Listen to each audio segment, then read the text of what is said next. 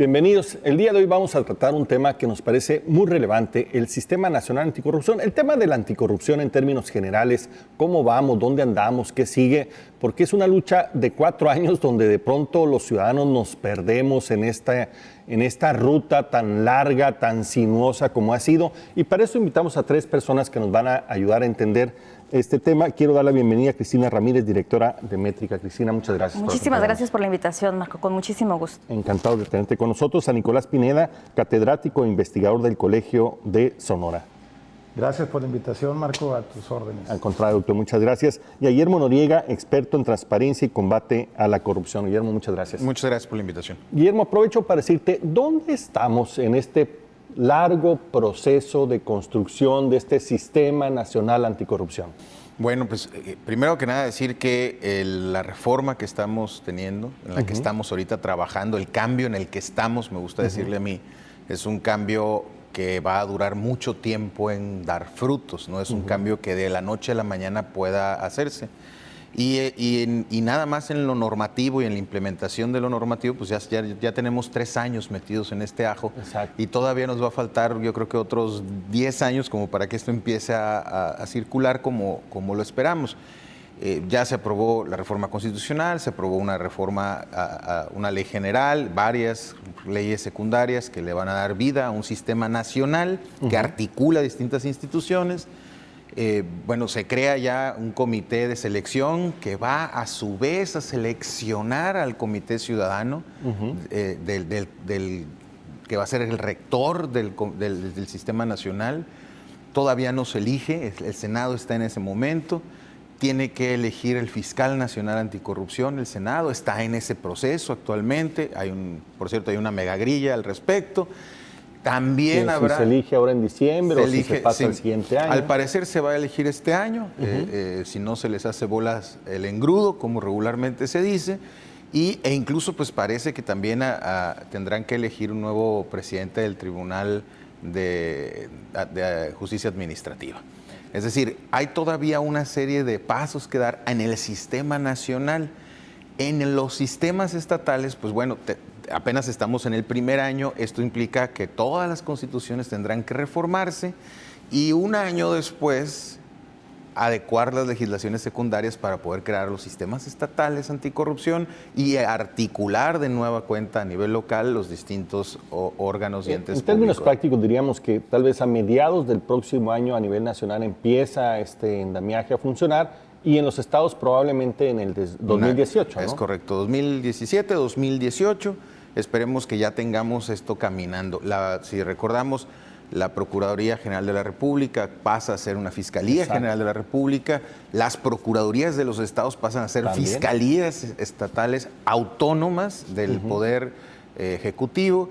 Y las Fiscalías Anticorrupción, que a mi parecer también es un error de diseño institucional, que no se les da la autonomía plena, pues son parte de estas fiscalías, tanto a nivel estatal como a nivel nacional. Entonces, ahí esas fiscalías estatales anticorrupción estarán funcionando. Ojo, también se crean fiscalías especializadas en materia de delitos electorales. Entonces, hay otra pata adicional a esto que viene a cerrar una pinza, por decirlo así.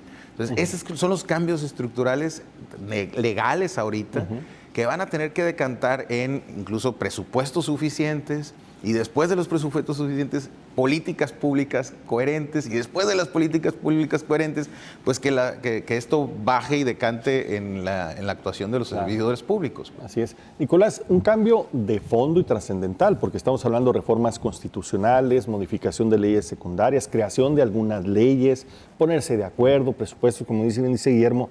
Digamos, sí esperamos que una vez que se termine toda esta arquitectura, toda esta construcción, sí podríamos tener los mexicanos ahora sí un sistema sólido de combate a la corrupción. Yo quisiera plantear mi punto de vista un poco en la misma línea de Guillermo, aunque a lo mejor con otro enfoque, tal vez un poco más académico, un poco más profundo, ¿no? Yo siento que esta línea o esta política de combate a la corrupción no es otra cosa que el mismo proceso de desarrollo de México como Estado moderno democrático, ¿no? O sea, el desterrar, el dejar atrás como una norma prácticamente generalizada las conductas corruptas es parte del proceso, es parte medular y central del proceso de desarrollo del Estado mexicano, y en el Estado incluyo a la sociedad, ¿no? Entonces, digamos, en términos de weberianos sería pasar de la autoridad tradicional autoritaria al Estado racional burocrático. Digo, esto es una teoría, ¿no? Pero en otros términos también, pues México ha estado, no hemos terminado todavía la transición democrática, dijéramos, en el ámbito electoral.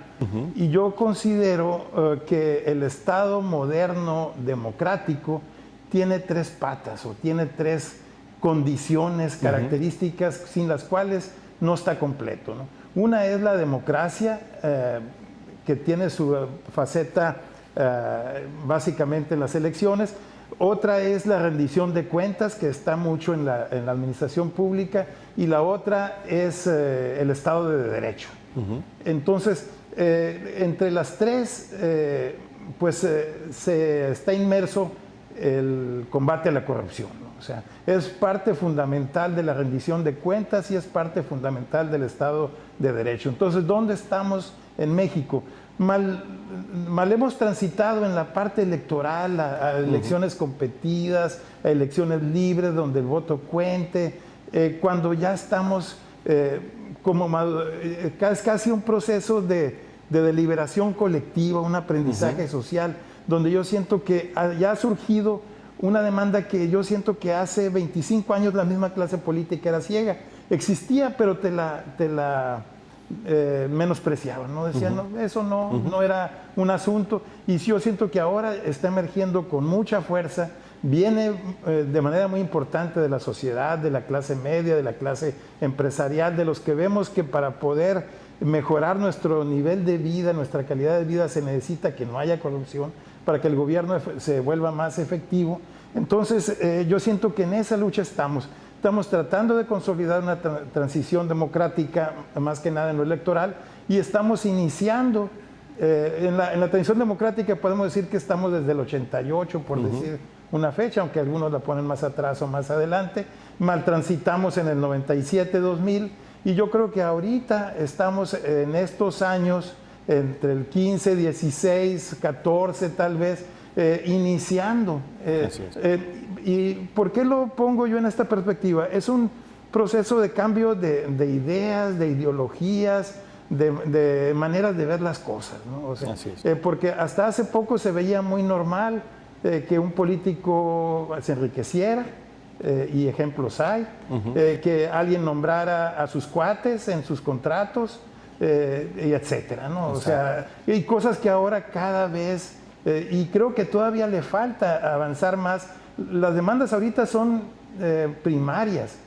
Yo creo que tenemos que llegar hasta el servicio profesional de carrera, y cosas por el estilo, ¿no? Ahora, Cristina, en todo este orden de ideas está el ciudadano, que está perdido. Tú que conoces muy bien el tema de la opinión pública, el ciudadano como que está como desesperado, ¿no? No ve cuándo termina, no ve cuándo empieza esta lucha efectiva. ¿Cómo ves al ciudadano en este proceso? Hay que recordar que la opinión pública en este tema es muy simplista. O sea, es muy simple el procesamiento de toda esta información que muchos no entendemos. O sea, muchas veces se queda a nivel de abogados, los que le entienden al tema. Los ciudadanos tomamos pequeñas partes de esa información y hacemos una teoría diferente. ¿Qué sabemos los ciudadanos? Que hay muchísima corrupción. ¿Qué significa corrupción para los ciudadanos? Que los políticos roban, ¿no? Y que los policías piden mordida. Esta parte es muy importante, más adelante te explico, pero está muy correlacionada con el tema de seguridad. Corrupción para el ciudadano es los policías me piden mordida, en el tema personal, los políticos roban. Y durante los últimos años hemos visto cómo en las encuestas electorales, el tema de corrupción ha sido una de las demandas principales, cuando hace 6 años no lo era. Seguridad pública, empleo. Y ya es como permanente. Y ya se quedó ahí, se instaló. Ahora, decirle a los ciudadanos que sí, todo eso que dijimos de la corrupción, todo eso que se maneja en medios, es verdad, pero que se va a resolver hasta dentro de 6 años, es algo que no van a comprar. ¿Y en qué se traduce? Se traduce en elecciones en donde quien está pagando los platos de todo esto son los partidos políticos y los políticos. Y entonces vemos elecciones como las del año pasado, ¿no? Como las de este año, en donde pues ya la gente está manifestando una reacción ante la corrupción que tiene cabeza y nombre y se llama política. ¿no? Entonces, es una reacción que nadie quiere para la democracia. Y este tema de decir que el sistema anticorrupción, como lo dijo el presidente de la República, es una buena noticia para la democracia, que va a venir a ayudar a la democracia, es verdad, pero es a largo plazo. Exacto. Y a corto plazo se requiere tener acciones que le devuelvan la confianza a los ciudadanos de forma más inmediata, sin esperar a la implementación de todo esto, porque nos vamos a tardar. Así es. Muy bien, estamos hablando sobre el tema del Sistema Nacional Anticorrupción. Vamos a regresar un momento más con ustedes. Estamos regresando, queremos seguir platicando sobre el tema anticorrupción y aprovechando que está aquí Cristina, yo te quería preguntar, Cristina, no es una demanda solamente que se da a nivel nacional, a veces se siente más a nivel local. Por ejemplo, en Sonora ya se iniciaron los trabajos de un sistema estatal anticorrupción. ¿Cómo ves el avance en este respecto? Creo que es una buena noticia para el Estado, pues nos ha puesto a la vanguardia en el tema anticorrupción. Sin embargo, el gran reto que tenemos en Sonora es, bueno, si vamos más adelantados, también tenemos el reto de adelantarnos más en cómo va a bajar a los ciudadanos, cómo vamos a implementarlo nosotros en nuestra vida diaria, qué necesita el Estado que haga yo como ciudadano para que este sistema funcione y cómo me va a beneficiar a mí. ¿Cómo va a bajar a esos niveles? Como que hay que tener una ruta más práctica para que empiece a dar frutos de alguna forma, ¿no? Claro, te voy a dar un dato que dice el Instituto para la Economía y la Paz y que a lo mejor te suena muy correlacionado en el tema local. Dice que la corrupción, la percepción de la corrupción, ni siquiera el hecho, la percepción de los ciudadanos en el tema de corrupción genera violencia y está correlacionada con un aumento en los índices delictivos. Entonces, si tú trasladas eso a lo que está pasando en Sonora, a lo que está pasando en Hermosillo, en donde de repente nuestros índices de percepción de seguridad se elevaron a nivel nacional, a lo que están a nivel nacional es cierto, pero Sonora y Hermosillo siempre había estado por debajo de la percepción de inseguridad pública. Ahora ya alcanzamos al resto del país en los últimos años. Entonces debe de tener algo de cierto esta teoría del instituto y te digo, y es donde nos debe de preocupar, porque si este tema está vinculado, pues entonces quiere decir que hay que resolver los dos, porque no puedes resolver solamente uno, ¿no? Así es. Guillermo, ¿cómo ves tú la propuesta? Se adelantó Sonora. ¿Eso es prudente, es correcto? ¿Nos permite, digamos, aterrizar bien este sistema a nivel estatal? Fíjate que me parece que es parte de lo mismo que señala aquí Cristina y que me parece bien importante subrayar. En tiempos de alternancia política, donde apenas la transición empieza a cuajar, el tema de meter a la cárcel al antecesor se ha convertido en una de las principales ofertas de campaña y ante el hartazgo de la sociedad de querer ver resultados concretos, rápidos y ya, ese ha sido un gran tema que vende y vendió este año, vendió el año pasado e incluso en Estados Unidos vendió cuando decía Trump, la pondré en la cárcel a Hillary, ¿no? Este tipo de cosas ha estado generando una desesperación social. Creo que me parece incorrecto atizar o digamos echarle leña a la lumbre en decir de que esto va a ser un cambio rápido y que tiene que darse las cosas rápidas. Me parece muy complejo porque digo, cualquier investigación seria se lleva bastante tiempo en poderse efectuar. Yo siempre he puesto el caso Moreira, de Humberto Moreira, de la Fiscalía Nacional Española, como un referente, porque además no tenemos referentes.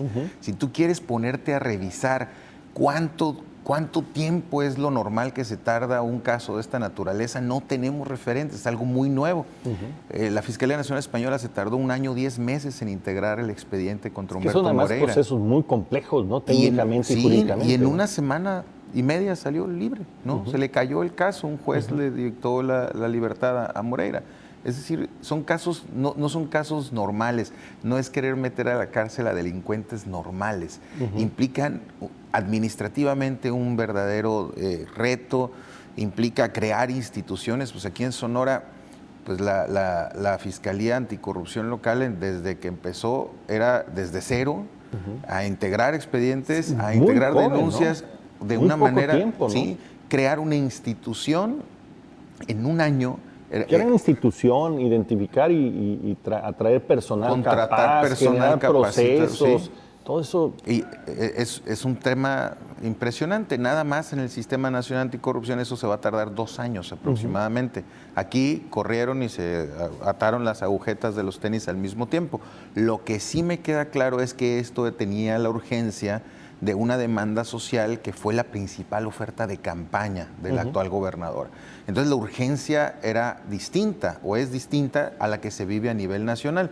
Entonces sí, los resultados pues, han ido cayendo, han ido decantándose poco a poco. Lo que me preocupa a mí es de que esta urgencia empiece a dilapidar la poca credibilidad que pueden tener una de las últimas apuestas que podemos tener en estos temas, que es la creación de las fiscalías. Yo mismo fui defensor de la creación de estas fiscalías a nivel nacional, y si en este momento, antes de nacer, ya les estamos poniendo o imponiendo cargas de rapidez, de que ya hagan las cosas pero rápidas. Además, no se puede evaluar de esa forma. Sería un fracaso esa evaluación. Van a nacer muertas. Entonces, si estamos picándoles las costillas, lo que estamos haciendo es incentivarlas a que tomen decisiones políticas, a que integren mal los expedientes, a que pase lo que pasó en Nuevo León con la operación Tornado, que no llegó ni a suspiro pues, del Bronco. Pues. O sea, realmente una desesperación mediática por dar un resultado terminó en un verdadero fracaso y en la impunidad para Rodrigo Medina. Entonces, sí es un tema muy complejo que me parece, yo he insistido mucho en este año y feria de esperemos a que llegue el momento. Hay que darnos la oportunidad. Es un tema tan serio y tan importante que hay que darle el espacio requerido. Sí, y desafortunadamente ni en Sonora ni a nivel nacional veo yo que se perciba de esa manera. Ya queremos cárcel, ya queremos que todos los metan y que se violen los derechos humanos, no importa. Y es que, de oferta, de campaña, ¿no? Creo que es una solución que se está ofreciendo, o que por lo menos así los ciudadanos lo perciben, a temas del pasado. Cuando, Guillermo, en realidad es una solución a cosas del futuro. Claro. O sea, vamos a prevenir que sucedan estas acciones, vamos a evitar que en el futuro los siguientes gobernantes... Lo que la gente quiere es que no haya. Exactamente, pero la venta, la promesa de venta fue hacia atrás, ¿no? Claro. Castigar, ¿no? Y no prevenir. Así es. Muy bien. Estamos hablando sobre el tema anticorrupción. Vamos a regresar un momento más con ustedes. Bien, estamos de regreso. Estamos hablando del tema anticorrupción y me gustaría, Nicolás, platicar. Ya detuvieron al exgobernador Padres. ¿Ya terminó entonces el tema de la anticorrupción en Sonora? ¿Qué sigue? Yo quisiera, pues bueno, ¿qué sigue, no? Pero bordando un poquito en lo que estábamos en el segmento anterior, me gusta mucho, me hace reflexionar tu pregunta también, en si Sonora será, porque uno es sonorense, será como el cambio, la inflexión que se dio en el 89 con el triunfo en Baja California de un partido de oposición, ¿no? Algo así. Digamos, en lo que es la transición democrático-electoral, dijéramos, donde se planteó ya como que ya a partir de ahí ya empezó a haber una serie de gobiernos estatales, gobernadores, y ahí pues todavía estamos en un ¿Tú proceso? ¿Tú crees que en el tema anticorrupción podemos hacer esa inflexión? Me inspira ese parangón, me gusta el paralelismo, el tiempo lo va a decir. Creo yo que es un poquito temprano.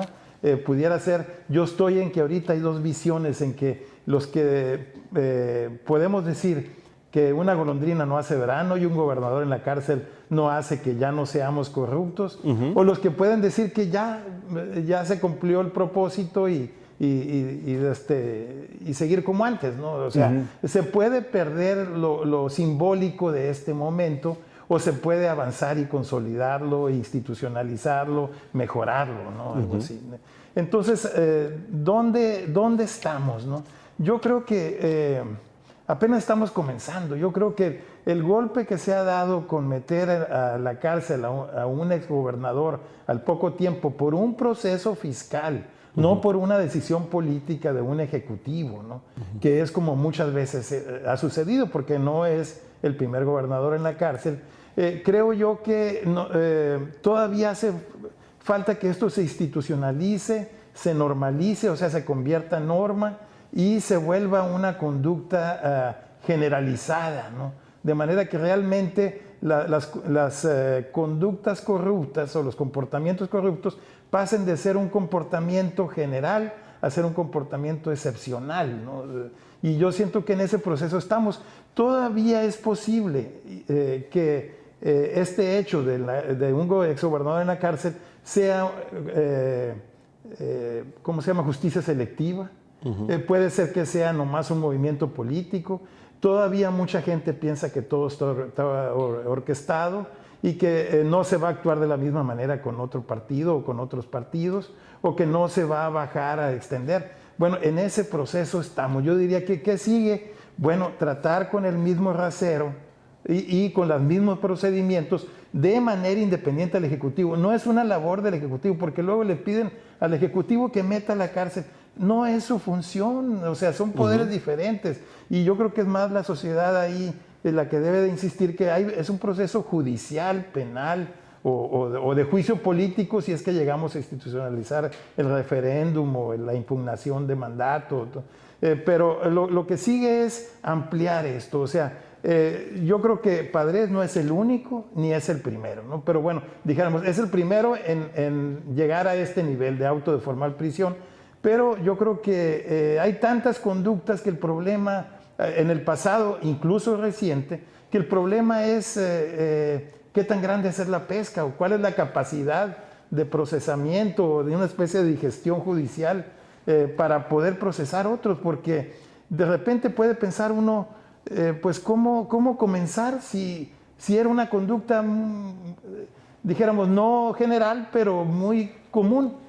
O sea, entonces, bueno, ya se dio el primer paso. Yo creo que dicen que un buen hábito hay que hacerlo 7 veces algo. Pues digamos, a lo mejor necesitamos 7 casos similares para poder decir, ya está más o menos institucionalizado, normalizado. Ya podemos decir que ya no es nomás para un lado o con una persona. Guillermo, ¿qué es lo que rompe esta detención? O sea, la gobernadora decía, rompe el no pasa nada. Pues sí le da una cachetada al clima generalizado de impunidad, pero es una cachetada, ¿no? Es decir, si es algo histórico, efectivamente yo coincido, es algo que no había pasado aquí en Sonora desde esta lógica. No viene como un asunto porque, como dice Nicolás, porque se le pegó la gana al Ejecutivo y entonces hacen una serie de acciones sorpresivas. Es algo que ha venido desde tiempo atrás trabajándose, son varios casos, son varios expedientes, no es algo normal, pues, ahí sí lo quiero decir. Sí viene a romper el clima generalizado de impunidad, o por lo menos esa idea como patrón que venía sucediendo en el no pasa nada. Efectivamente, todos somos escépticos, o sea, el escepticismo es a tal grado porque no es algo nuevo, porque no es la primera vez que sucede y no termina pasando lo que con Raúl Salinas de Gortari, que al cabo de un tiempo vas para afuera y usted disculpe y se te van de regreso todos los millones y millones que te habíamos incautado o que habíamos asegurado. El problema no es que sea 1 o sean 2 o sean 3, el problema es que no se ve que exista una política clara de que cualquiera a futuro que realmente incide en una cosa de estas sea castigado. Y realmente la certeza, el éxito de toda esta transformación es que quien sea que actúe o que delinca en un tema de corrupción tenga una sanción segura, ¿no? Entonces la impunidad no se acaba con un gobernador en la cárcel, la impunidad se acaba cuando tú delinques y hay un porcentaje altísimo de posibilidad de que termines en la cárcel. Hay un dato desgarrador del índice global de impunidad que dice que de cada 100 delitos solamente 1 se denuncia. Y de cada 100 que se denuncia, solamente 1 lleva una sentencia condenatoria. Esto nos quiere decir que hay un clima generalizado de impunidad en el país. Pues. Por eso digo, nada más es una cachetada. Y más todavía en este tipo de delincuencia organizada, que es la que se organiza para delinquir desde las instituciones, ¿no? Todavía tienen más impunidad que la normal. El reto entonces, Cristina, es pasar de un golpe mediático, de un golpe político a instituciones. Así es, y dar respuestas, porque ahorita que decías que sigue con el caso Padres, los primeros sondeos después de la detención del exgobernador dicen que la gente sí tiene ese grado de escepticismo. Bueno, pues vamos a ver si se queda en la cárcel o si se lo sueltan. Pero la exigencia ahora es que regrese lo que se robó. Y suponiendo que regresara lo que se robó, la exigencia después va a ser que se invierta en Sonora lo que se regresó. Entonces eso es una cadena de exigencias, porque la gente exige, se cumple, sí se puede. ¿no? Voy por Te más. pedí esto, sí se pudo, como los niños, ¿no? Sí se pudo, ahora te pido más. Ah, también se pudo, bueno, ahora te pido más. Entonces, tenemos que fortalecer toda esta estructura para poder dar ese tipo de respuestas y dejar de crear tantas expectativas a la ligera e irresponsablemente. O sea, hay que hablarle a la gente con la verdad, la gente no es tonta. ¿no? Entiende perfectamente hasta dónde sí puede llegar y hasta dónde no. Le gusta a la opinión pública que le hablen bonito y que le prometan cosas, pero lo sabe distinguir. Entonces creo que es una gran responsabilidad el reto al que se enfrenta Sonora en este caso. ¿no? Yo creo que la gente tiene un deseo de que sea un antes y un después, que de aquí en adelante no solamente se le cobre a quienes traicionaron la confianza, sino de aquí en adelante se acabe la corrupción. Exactamente, ¿no? es a futuro lo que yo creo que debería ser el discurso en este momento, en cómo vamos a resolver y en cómo vamos a bajar esto a nuestra vida cotidiana, ¿no? Porque lo hemos dicho en otros programas, los políticos no vienen de otro planeta. Exacto. Los políticos del sexenio anterior estudiaron con muchos de nosotros en las mismas escuelas primarias, secundarias y universidades. Eran gente de nuestras colonias. ¿no? De ahí también salen los delincuentes que roban y que asaltan. O sea, somos nosotros mismos que tomamos diferentes roles en la sociedad.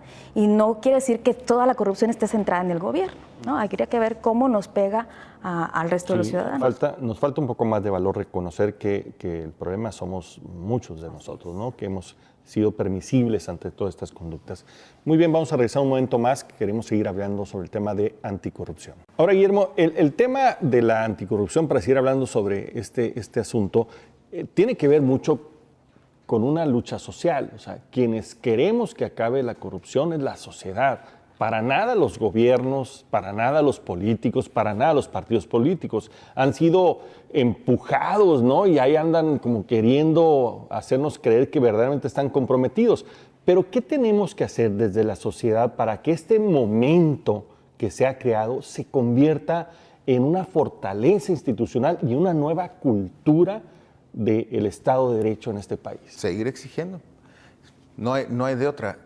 Cuando pedimos que hubiera derecho a la información en este país y la sociedad nos organizamos y lo peleamos, pues empezamos a saber muchas de las cosas que sucedían. Ya muchos sabíamos, pero ahora con documento en mano podíamos documentar y saber.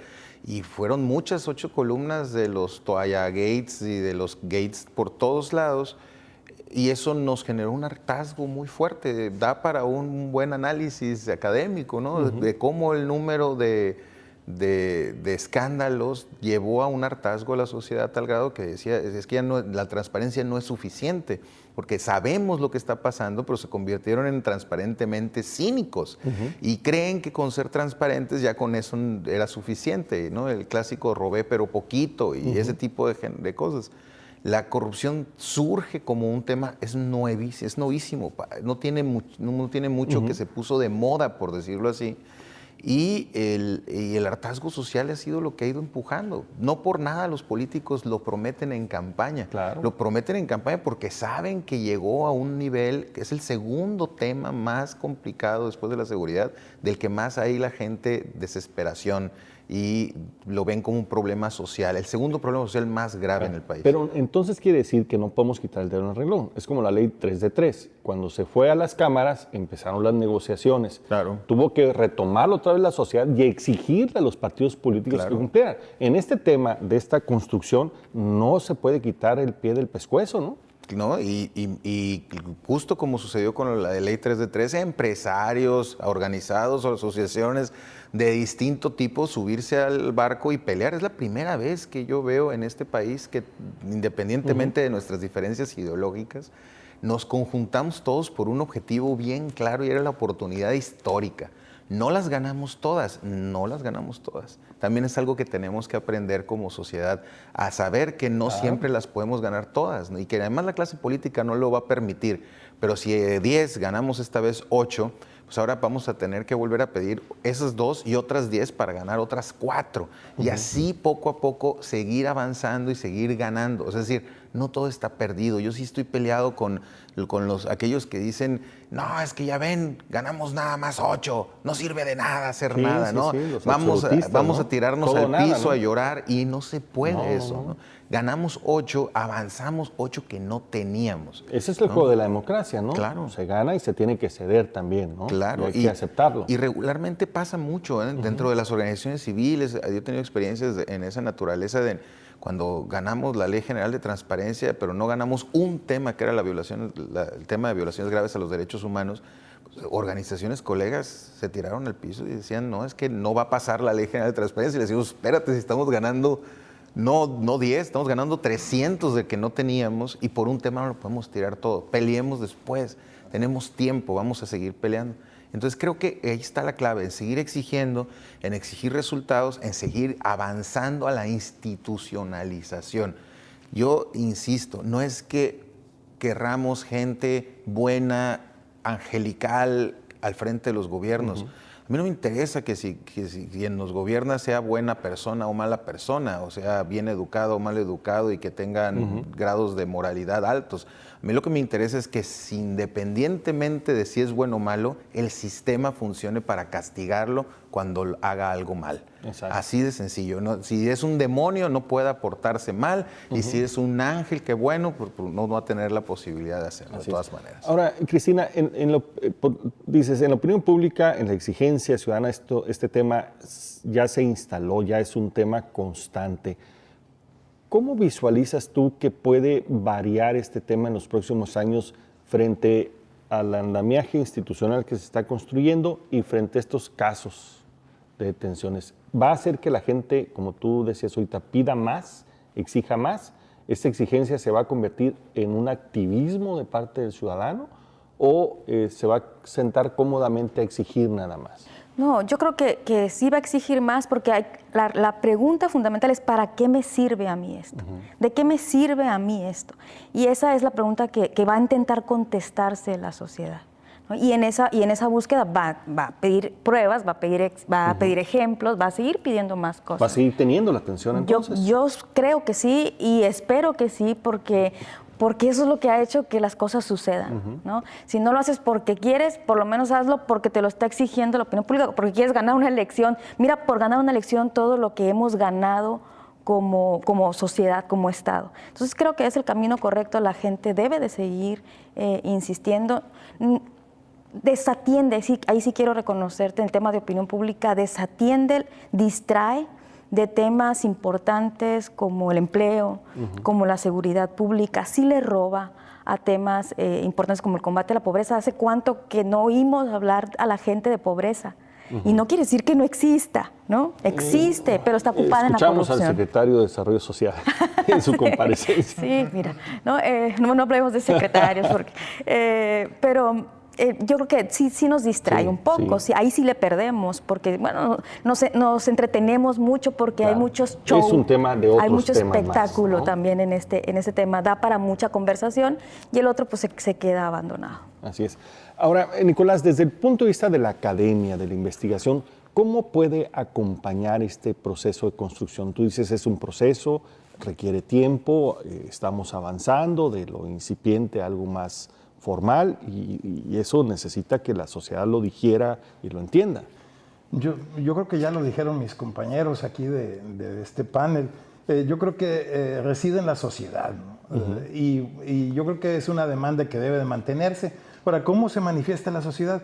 Yo estoy reflexionando que yo creo que no es coincidencia que esta demanda que ha resurgido y ha resurgido con fuerza de la sociedad de combate a la corrupción, que ya mencionaba aquí Cristina, no es coincidencia que suceda al mismo tiempo que un incremento exponencial de las redes sociales, ¿no? De Twitter, el Facebook y todo esto, donde ahora esta nueva forma de comunicarse con imágenes, que es que los memes y estas frases o estas imágenes curiosas, jocosas, que pues aquí Cristina conoce muy bien y que son las que forman la opinión pública y que vemos constantemente.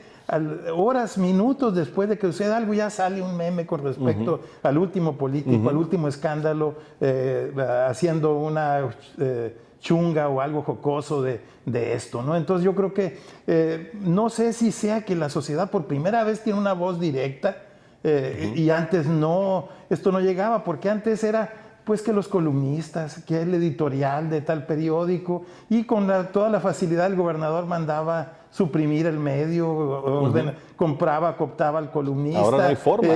La línea editorial estaba probablemente autocensurada o moderada, ¿no? Y cosas así. Y ahora pues está mucho en la sociedad, ¿no? Ahora, yo quisiera poner aquí una voz a lo mejor de cierta cautela, ¿no? La sociedad yo creo que sí es de más, y cuando digo la sociedad pues son estas cosas, y es mucho la clase media y es la gente con cierto nivel de educación, pero hace rato mencionaste una cosa a mí que me hace pensar y es el problema de los partidos y la partidocracia, ¿no? Yo veo todavía ahí que no hay una coincidencia con la lucha de la anticorrupción, ni por los partidos, ni por el régimen electoral. Yo siento que mucho de nuestra corrupción está vinculada con el financiamiento de las campañas y con el imperativo que sienten los partidos y los mismos candidatos de ganar una elección. Ahí se aprende a desviar dinero, se ve que el dinero viene de allá y no pasa nada, se ve que se gasta en exceso, se rebasan topes de campaña y no hay castigo, y ahí es la puerta de entrada a la política. O sea, cuando un político joven es por primera vez candidato a diputado local o anda de candidato a regidor en una campaña y ve que cómo se maneja el dinero y se habla de que mandan maletas de efectivo, de que se les pagan en efectivo y de que no hay, y de que luego arreglan la comprobación de gastos al INE o al Consejo Electoral, y después ya queremos que en la administración pública haya un manejo pulcro. Creo yo que aquí nos falta... muchos hemos definido nuestro régimen político actual como una partidocracia. Los partidos tienen privilegios y ellos mismos se los conservan, se los protegen y cada vez que tienen oportunidad se los incrementan. Y acabamos de tener un nuevo presupuesto para el próximo año, con un presupuesto muy generoso para los legislativos, con buenas dietas legislativas, por decir algo, ¿no? Partidocracia y todo, obviamente esto también, los partidos no sufren ninguna crisis de dinero. Sin embargo, a la hora de las campañas vemos cómo corre dinero y no pasa nada. Entonces, mi voz de cautela es, ¿cómo pones esto del financiamiento de elecciones y candidatos y la lucha anticorrupción? Cuando yo veo un vaso comunicante que no es un tubito delgadito, entonces creo yo que nos falta atacar. Y ahorita no es año electoral, pero en los años electorales, al finalizar una campaña dice, pero ¿qué es esto? ¿Cuánto se gastó? ¿De dónde salió? ¿No? Y ya sabemos cómo muchos de los que estamos, incluso padres, yo sospecho que mucho del dinero que se desvió no era estrictamente enriquecimiento personal, era ayudar a la campaña de aquí o de allá, o financiar al candidato de su partido tal, y bueno, eso se sabe, y eso yo creo que todavía estamos por ver cómo se modifica. Así es.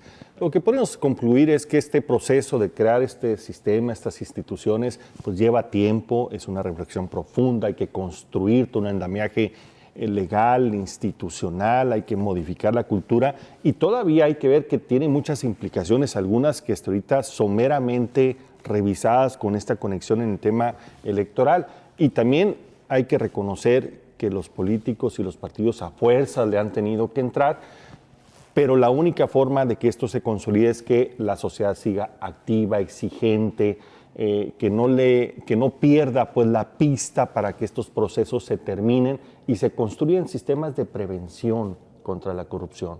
No solamente de castigo, que es un tema de justicia mínima. Pero que haya castigo también, porque la pura prevención... No, por supuesto, no, pero más bien no quedarnos solamente en el castigo, pues también tenemos que prevenir. El desvío de recursos quita oportunidades, principalmente a la gente más pobre. Entonces tenemos que construir las dos cosas. Clisgar, de que mientras no metas peces gordos a la cárcel o los castigues, no se da por hecha la transición. Y la otra cosa es que no basta, una mariposa no hace primavera. Se requieren dar varios golpes y también se requiere despolitizar estos golpes, despartidizar los golpes, y eso es lo que esperamos en el futuro próximo. Les agradecemos la atención al presente y nos vemos en el siguiente programa.